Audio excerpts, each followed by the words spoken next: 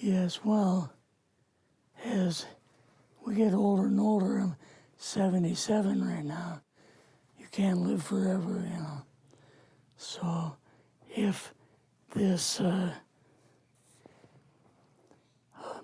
procedure I'm going to have to clean the blood doesn't work, then I've got probably a few more months to make it before my kidneys shut down, you know. So that's kind of why I'm kind of going along with the interview at this time. You're seeing that what you went through is just too important for people not to know about. Yeah. Yeah. Can you just, can we start at the beginning with your military career and just walk through what exactly your experiences were? Was drafted into the military and got into the U.S. Army. After that, I was sent to the Signal Training Center in eastern United States.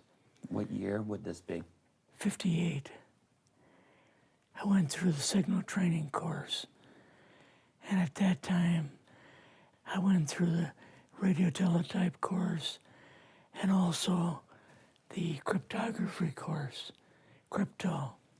They had 5 instructors that were getting out of military service. So they pulled the top 5 students, and I was 3rd in the class. So I got pulled as an instructor.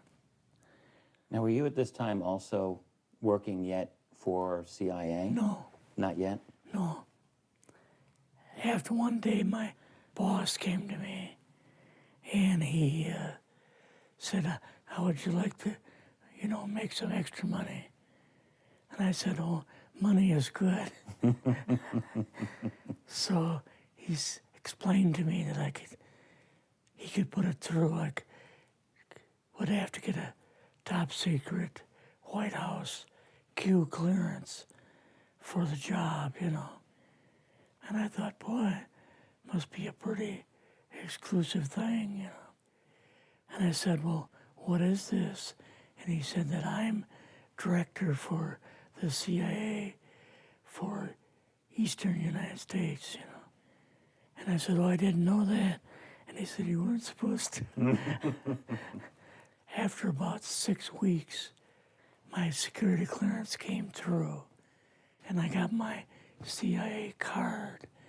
It was an ID card, like a credit card, where I could just go up to the door and slice it, walk right in. And my name at that time, I used a artificial name too.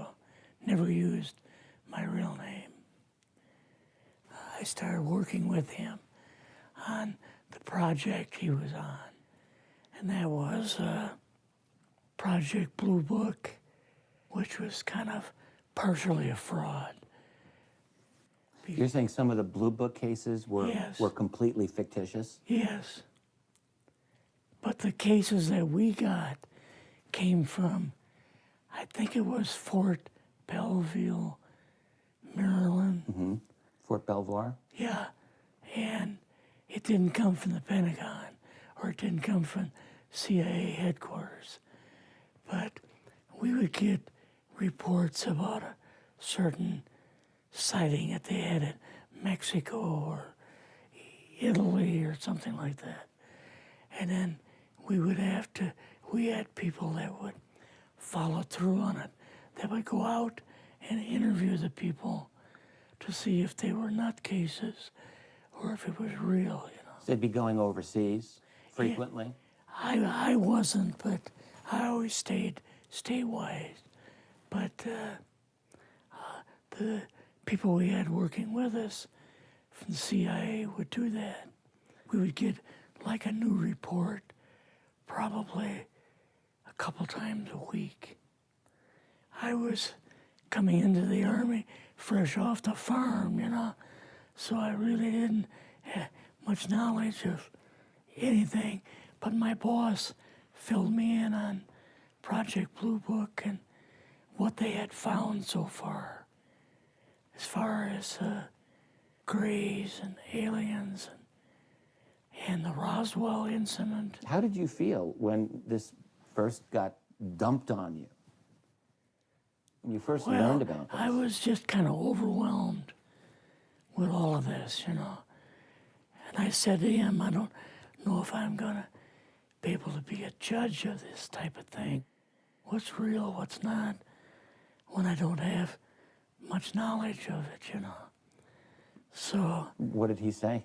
he said, well, we have to build the information as we go, and you'll see how this thing is working out.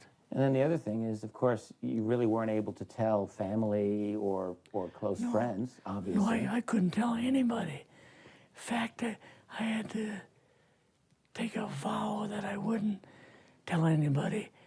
A lot of it for 40 years, and more of it for 50 years, which is up in 2010. You're doing all this crypto work. You're looking at images, photographs, video. It's 1958, maybe the fall of 58. What happened after this? At that time, the Project Blue Book thing kind of went pot, you know.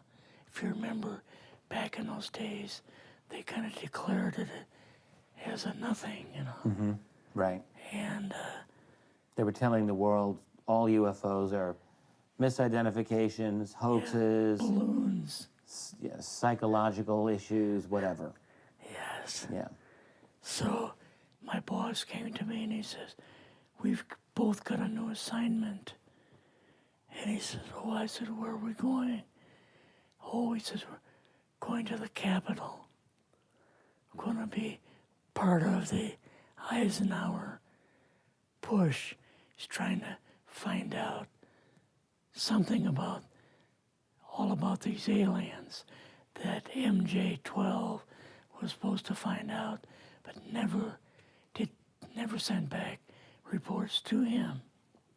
The MJ-12, the UFO control group, were they calling it MJ-12 at that time? Yes. They called us in, went into the Oval Office, and President Eisenhower was there and Nixon, and they said, we called the people in from MJ-12 from Area 51 and S4, but they told us that the government had no jurisdiction over what they were doing. So being a general, past general, you didn't tell them to go to hell without any real good reason, you know. Mm-hmm. So he said, I want you and your boss to fly out there. I want you to give them a personal message. And he says, I want you to tell them, whoever is in charge, tell them that to get in, they have this week, coming week, to get into Washington and to report to me. And if they don't, I'm going to get the First Army from Colorado, and we're going to go over. I'm going to take the base over. I don't care what kind of classified material you got. We're going to rip this thing apart. Eisenhower was going to invade Area 51. Yeah, with the First Army. So you go out with your superior. Yes. You fly out. You land. What happens? Can you describe this whole process, what you saw? It took us the 13 or 15 miles south to S4 and like different garage door openings. Okay. And in these garage door openings, they had like different saucer crafts. The very first one had the Roswell craft in. It was kind of crashed up, but apparently every alien that was in it died except for a couple. So you see the Roswell craft, and what are some of the others that you see? Well, the Roswell craft was really strange because it looked like real heavy aluminum foil. We could rock next to it, and you could rock it.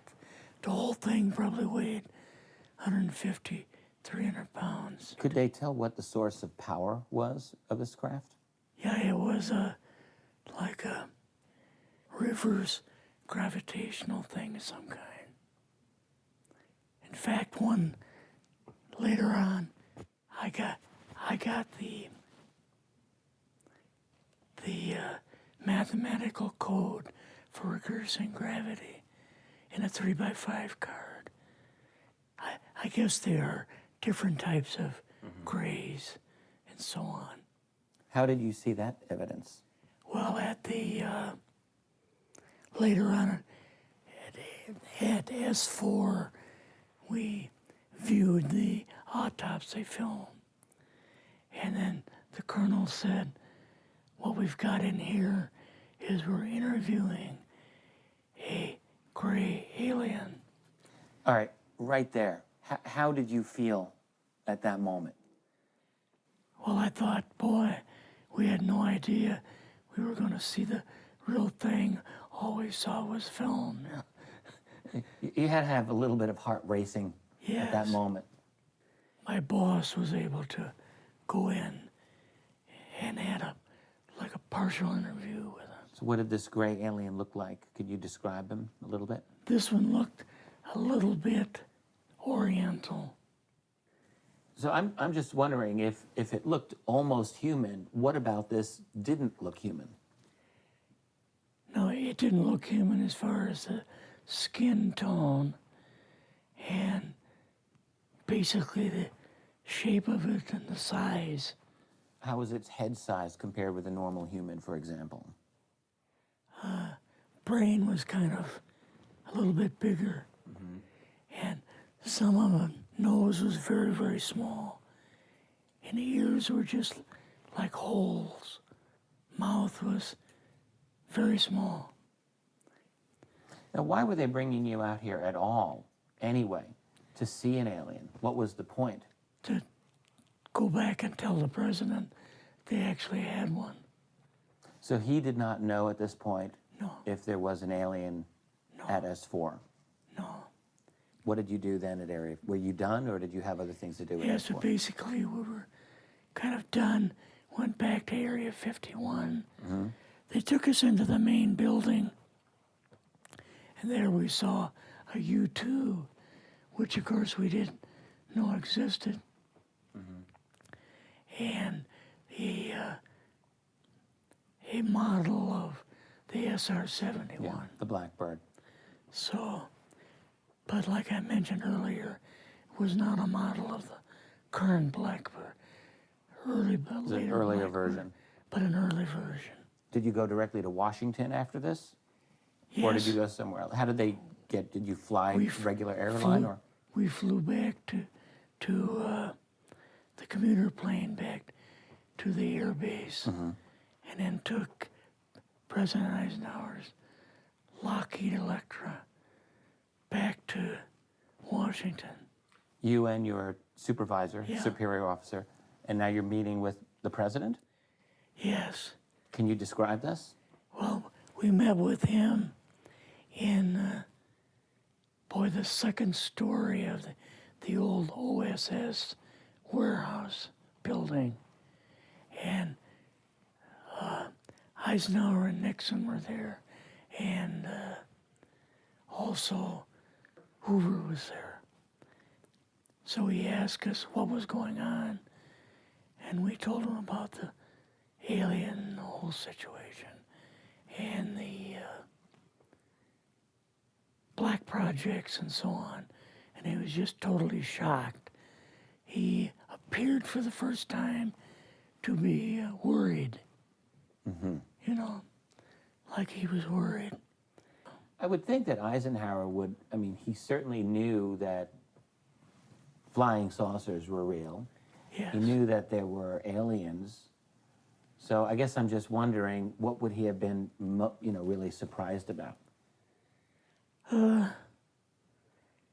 Surprised about the black programs. Eisenhower said, got to keep this thing completely secret. You know, can't talk about this. Your actual name is, I mean, the name you grew up with, that was a different name than what you Yes. had in the... I never used it in the CIA at all. Now, what about today? You're going on the public record, and this is still sensitive information, even though earlier you talked about, you know, security oaths that maybe expire after a certain period of 50 time, years. but you're still concerned. Linda Motenau's phone call, her phone was tapped, and they got my phone number, and through the telephone company, they were able to find me, and so on. When they found you, what happened? I was going to a grocery store. Two guys in a black suits come out of a black Lincoln town car and came over to see me. And they told me that I better not publish anything or talk to Linda about any more things. So at that time, I did, you know, I stopped. That was enough to intimidate you. Yes. Rather remain anonymous. Never show my face on anything. Really, thank you for doing this. Yes, this was, I guess, kind of a good idea because I feel much better having talked about it. I kind of feel like there's a load off my shoulders Really? because I had an awful lot of secrets that I had kept over the years.